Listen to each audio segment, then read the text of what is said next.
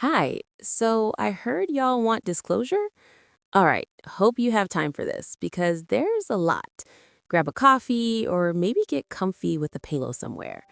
I've been watching the news and hearing a lot of things I know to be true, shockingly being talked about openly by some higher ups in a documentary. So I figured, what the hell?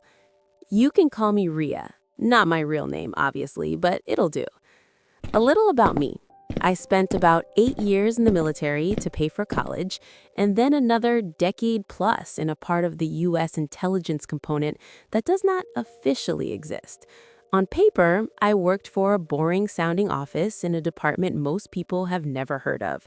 In reality, it was a compartment inside a compartment where the odd stuff of a certain nature got routed. My actual specialty is electro-optics, lasers, sensors, EO imaging systems, the math and hardware behind how we detect things at a distance and, in some cases, put energy on them. That is what I trained in, what I did most of my serious work on once I was off the deployment treadmill. So when I say I know something about directed energy weapons and weird sensor returns, that's not "I heard this from a friend of a friend." That was my day job. Most of my career was boring in the way dangerous jobs are boring. Long days in windowless rooms, Iraq and Afghanistan in the early years, doing the usual mix of SIGINT and HUMINT support. Phone records, pattern of life workups, building target packets on people who'd never know my name but might notice a drone overhead later. After I got out of uniform, I slid over to contractor work, then got pulled into the permanent government side. For a long time, my world was very normal. Counterterrorism, sanctions evasion, shady cargo going through weird ports, stuff like that. After that, foreign missile tests and what you have probably seen described publicly as space domain awareness. Basically, watching dots move around the sky and trying to decide whose dots they were and what they were doing. The weird part started when I was detailed to a small interagency working group looking at what was called anomalous aerospace and undersea systems. Translation, things detected and showing up on sensors that did not match any known platform, did not behave like clutter, and did not go away when you changed radar modes or swapped optical systems. I was there because I understood both sides of the equation, the physics of the sensors and the intelligence context. You get taught very quickly to treat anything unexplained as a glitch, a calibration issue, operator error, software artifacts, anything that keeps your world tidy. You get used to hearing weird glitch as a catch-all. Except after a while, you notice some of those glitches kept showing up across different systems, different countries, decades apart. Same behaviors, same basic locations, same signature that never quite fits. At some point, you either admit there's a real pattern or you drive yourself crazy trying not to see it.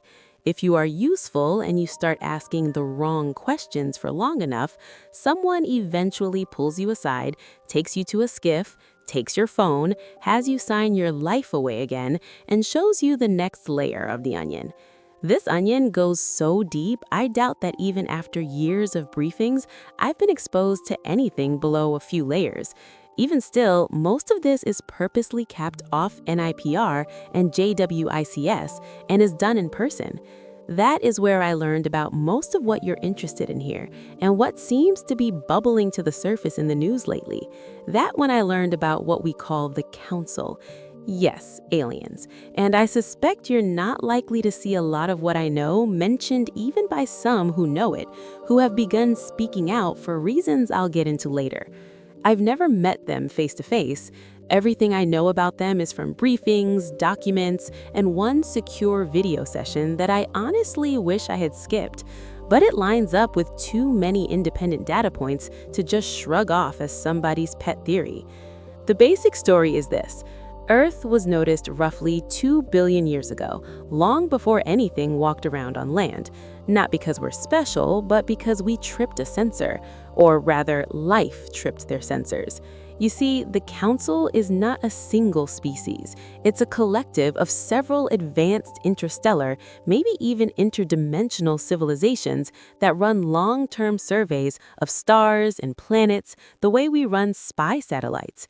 Huge distributed arrays of instruments working together, watching thousands of star systems at once for millions of years at a time.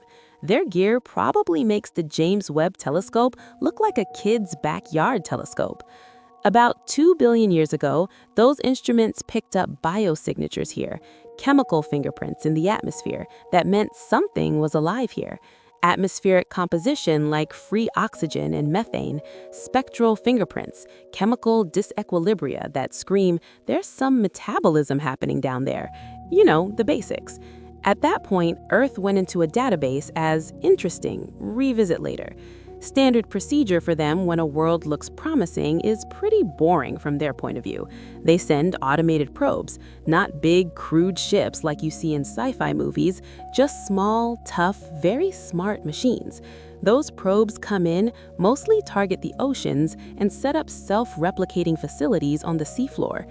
Those facilities use local materials to build more facilities, more probes, craft that can operate underwater, in the air, in near space, and eventually avatars that can interact with whatever life evolves. These biological, or rather biomechanical avatars are what some people who claim to have been abducted have likely experienced, though they do have what we would call ASI. These beings are not gods, they are technology, and they aren't perfect. They make mistakes, glitch out, etc. The reason they base all of that underwater for a simple reason. The bottom of an ocean does not care about ice ages, political empires, climate swings, or wars. Temperatures and pressures change slowly over subtle long periods of time. It's a fairly stable environment, and for much of human history has been mostly inaccessible.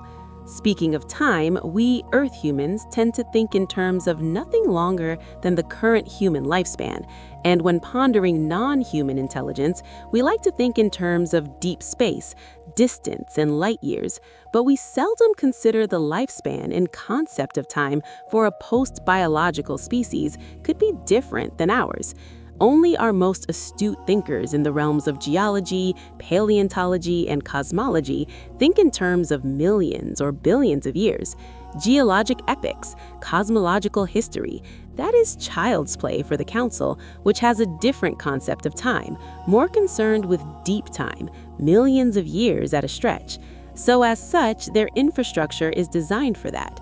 So yes, a lot of the TMOs or transmedium objects you've heard about and impossible accelerations are just their hardware doing its job. Maintenance, observation, sampling. Nothing heroic. The warp bubble or Alcubierre effect was probably mastered by them before our solar system even existed. It's old tech for them, kinda like the wheel is for us. Also, no, we are not the center of anyone's universe. There are about 1 billion planets in our galaxy that are more or less like Earth. Some just have microbes, some have more complex life. A smaller subset of those have, or once had, civilizations. We're just one more entry, a fairly recent one in cosmological terms, in a very large survey. Once early humans started doing interesting things, we moved from planet with life to planet with potential. They've watched this same story unfold in slightly different ways around 1,000 times from what I understand. Chemistry leads to biology, biology creates technology, tool use, language, agriculture, cities, industry, energy, space travel. Somewhere in there, you always hit the same fork. Either the species figures out how not to blow itself to pieces with the energy densities it increasingly has access to, such as nuclear fission, nuclear fusion, antimatter, and more exotic matter and energy, or it wipes itself out. Our situation worried them. We're a little paradox, extremely good at cooperation and also extremely good at organized violence. Our aggression stood out. Cooperation plus violence isn't unique, but we're very good at both.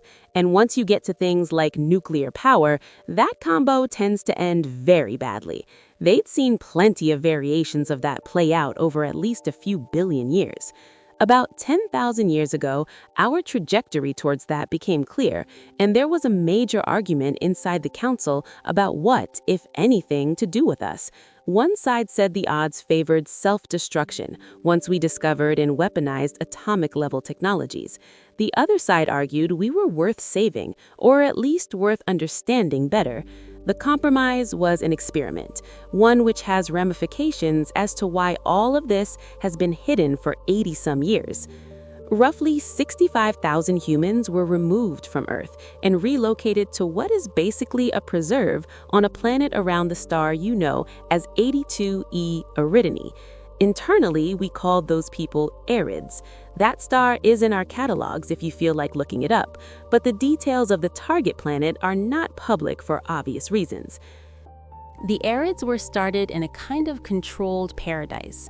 Their world has large dispenser systems that can produce whatever basic material needs they have: food, clothing, tools, building materials, entire structures for habitation. Think Star Trek replicators scaled up and wired into the environment. In that setup, nobody starves, nobody is homeless in the way we understand it, nobody spends their life chasing money just to meet needs. This was just the Erids' natural reality. The point from the Council's view was to remove material scarcity from the equation and see what humans do and achieve when they are not spending most of their energy bashing each other over the head over resources. Meanwhile, the rest of us stayed here on the control planet, dealing with scarcity, ownership, money, hoarding, and the rise of socio-political systems based on scarcity, all of the things that define Earth civilization. The result, according to what we were briefed, is that the Erids are now around 5,000 years ahead of us technologically, averaged out. Same species, same basic biology, same starting point, completely different trajectory because of conditions, nature versus nurture on a cosmic scale. For most of their history, the Erids thought they were native to that world. They only found out the truth roughly a century ago in our time. They learned that they were uplifted, that their ancestors were taken from Earth, that they have cousins here. Once they knew that, some of them started coming back to visit the original branch. This is where their history intersects the some of the UFO stories you know. The aliens that look almost exactly human are just that, human. They are not hybrids, not clones, not secretly angels or demons.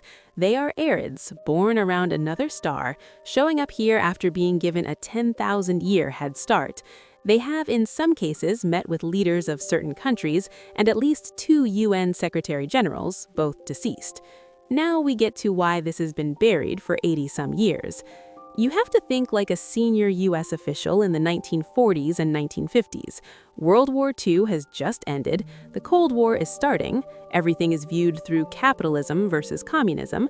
Then someone puts a briefing in front of you that says, in essence, there is a group of humans living on another world who have no money, no private ownership in the way we structure it, automatic systems that meet their basic needs, and in that environment they advanced thousands of years faster than we have. The men who built what we now call the Legacy program in the US, that sounded less like interesting anthropological data and more like a walking, talking advertisement for space communism. It looked like proof that communism works better than the system they were trying to defend. That, and the ramifications of what could happen if that ever got out, terrified them more than the existence of aliens did, though to be fair, they plenty had their worldview rocked by the latter too. So, the core of the cover-up has never just been aliens, or even their technologies. It has been the systemic implications, the idea that scarcity and ownership are not hard-coded into reality, that they are one possible way to run a society, and maybe not the optimal one. That was seen as an existential political threat in the 1940s and 1950s, and some of the people who grew up in that mindset are still steering parts of the program today. Now, add in the famous crash retrieval incidents, Roswell, 47, Kecksburg, 65, and a handful of other retrievals around the US and around the world. What we were told is that most of those were not accidents. They were tests and gifts. The Council, with arid input, allowed certain craft and systems to fall into human hands in a controlled way, enough intact technology that a very motivated and capable society could learn from it, not enough that it would instantly rewrite everything. In fact, the Kecksburg landing, it wasn't called a crash internally, was a direct result of a meeting and gift agreement made at Holloman Air Force the year prior. The idea was to see who did what with it, who could figure it out, who kept it secret, who tried to share, who tried to weaponize it, who panicked. Based on those results, the plan was to pick one primary human partner to act as the main interface for full council contact and to begin a managed process of reunifying Earth humans with the Arids and introducing us to the wider community. You can argue whether that is a good way to do it. I am just telling you that is the framework I saw laid out. In the 1980s and 90s, during a brief period when the Cold War ended, there was a push to finally disclose much of this. This was initially proposed at a meeting between then U.S. President Ronald Reagan and then Soviet leader Mikhail Gorbachev at a summit in Reykjavik, Iceland, in 1986. Also discussed was getting rid of nuclear weapons, as had been urged by the Council. In the end, it was decided to wait. There were 2 more U.S. pushes for disclosure between then and the 2017 New York Times article, one during the Clinton administration and another during the transition between the Obama and first Trump presidency. Now for the part that put a clock on all of this stuff you've been hearing about 2027, etc. About 3 years ago, a species that is hostile to the Council found out about the Earth Project. They are not part of the collective. They resent the way the Council handles in younger civilizations, as they themselves felt victimized by the Council. They also resent the credit the Council gets for successful cases. I have heard them described as the jealous neighbors who would rather break your toys than watch you win. Yes, we sometimes joke about this stuff because, again, it's the only way to stay sane with this everyday knowledge and integrate it into your civilian life of Thanksgiving dinner, Christmas shopping, taking the kids to soccer practice, etc. Just as an aside, ever consider how 2 of the biggest holidays of the year involve gluttony, Thanksgiving, and overconsumption, Black Friday? When you have the knowledge many have within the program, stuff that is taken for granted seems really weird and a symptom of the now forced scarcity of our current system. Anyway, back to the aliens. The hostile group I mentioned decided to spoil the experiment. This species is ahead of us technologically, but far behind the Council. Though they also inhabit a relatively nearby star, cosmologically speaking, their travel is slower, less elegant, and has to take place in stages. Think of it as space island hopping, which is why the lead time is so long. You probably want to know what they look like.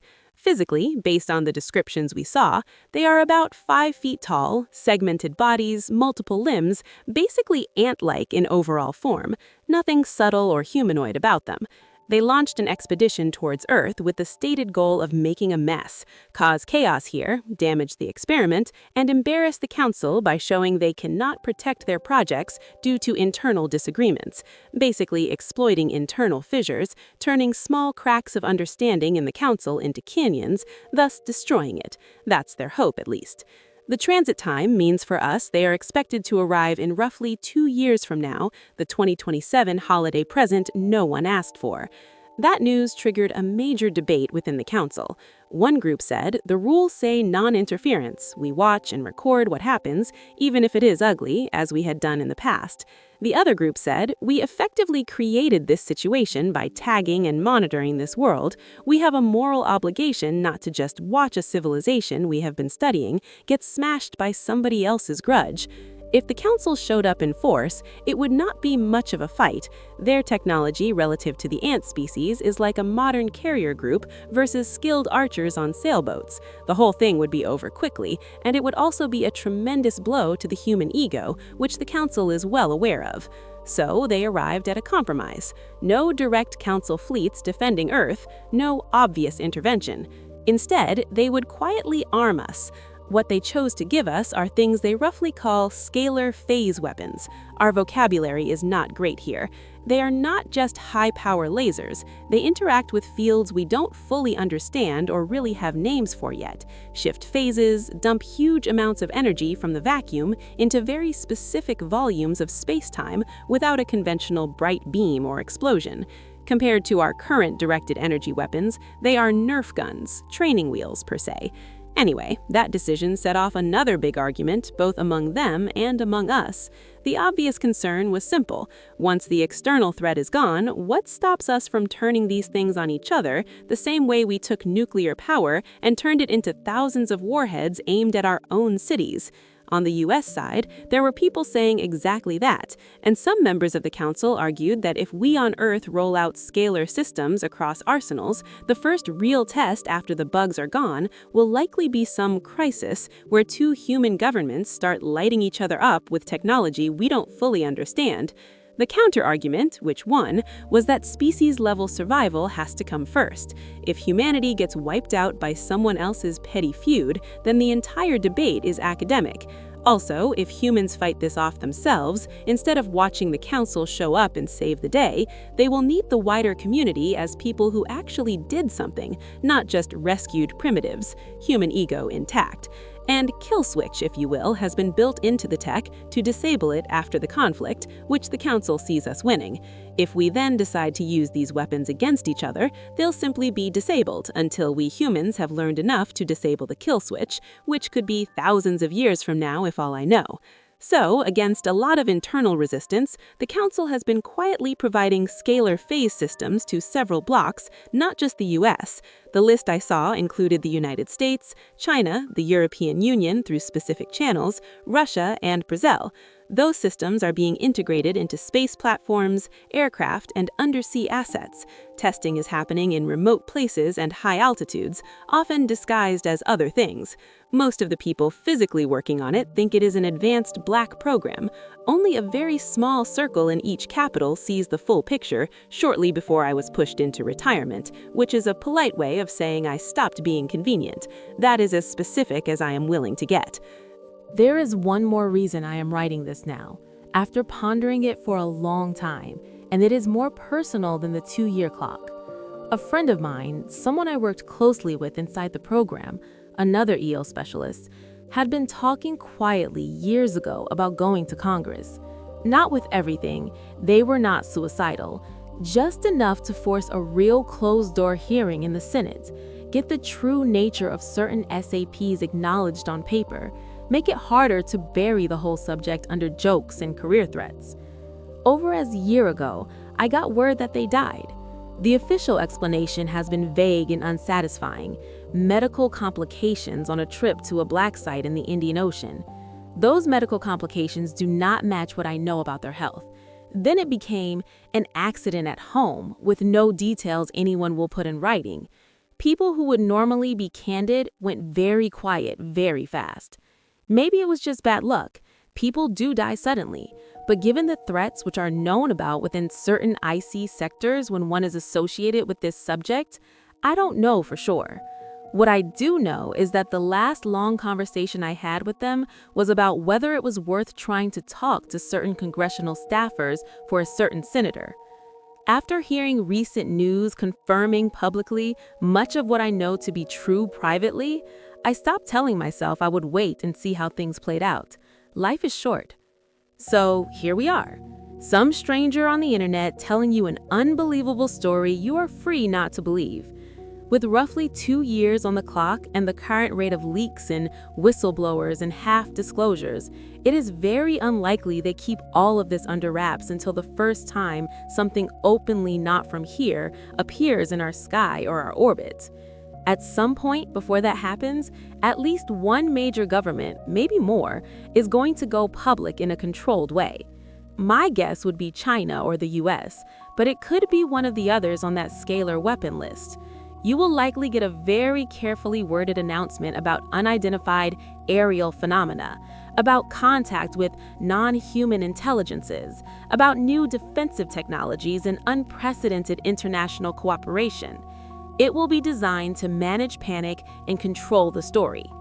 What you probably will not hear in the first round of briefings is the part about the Erids, the economic implications of their society's existence, the billion other habitable planets, the undersea infrastructure that has been here longer than we have bones. You will not see anyone step up to a podium and say, "Oh, by the way, there's a branch of humanity that grew up without the idea of money and scarcity 10,000 years ago and advanced 5 millennia past us." That is why I'm dumping this here, where people can ignore it, laugh at it, or save it and see how it ages. Like I said, do not have to believe me. I'm not here to sell a book, go on podcasts, be on TV, or do UFO lectures. Treat this as fiction if that makes you more comfortable. What I am really trying to do is get you to think past the kiddie pool questions. Are UFOs real? Are the NHI good or evil? Is not the interesting part. The far more interesting questions are, what happens to this planet once everyone knows we are being watched, that we have cousins around another star, that some of the basic assumptions we built our societies around were just one option, not a fundamental law of nature. If in a year or two you start hearing officials talk about our cousins among the stars, or civilizations far older than ours, and new non-kinetic systems and shared planetary defense, remember this post and see how well it fits. Look, the bugs are coming either way. The council is not going to save us directly. They already handed out the tools, and they are watching to see what we do with them. The part that is still up to us is what kind of world we build if we get through it. Will we all go back to work and beat each other over the head with really advanced sticks, or do we achieve a more enlightened potential? That is all I have. Rhea.